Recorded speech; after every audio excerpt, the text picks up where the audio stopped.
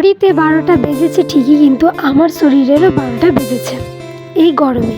So hello everyone, কেমন আছো তোমরা সবাই? তোমাদেরকে এই গরমে অনেক দিন পর ওয়েলকাম আমার একটা নতুন ভিডিও। এটা ছিল ডেলি ব্লগের আরও একটা দিন। তো এখন সময় বাজে 12টা, আর এই গরমে আমারও 12টা বেজে গিয়েছে। আর এই সন্ধ্যা হলেই যে কারেন্টের কিসের এত লুকোচুরি খেলা, সেটাই তো বুঝতে পারি না।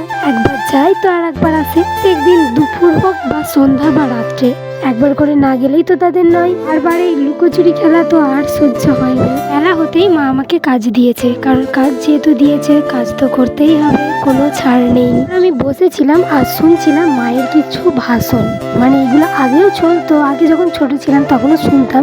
তো সেই ভাষণগুলো শোনার পর কী করতাম, শুয়ে পড়তাম। কিন্তু এখন তো বড় হয়ে গেছি, এখনও ভাষণ দেয়, কিন্তু ওই যে ভাষণগুলো দিলে আমাদেরকে একটু বাইরে পালিয়ে যেতে হয়, নাহলে এই যে ভাষণটা কন্টিনিউ চলতে থাকে। মায়ের যে ভাষণগুলো থাকে সেইগুলোই দিচ্ছিল আর কি।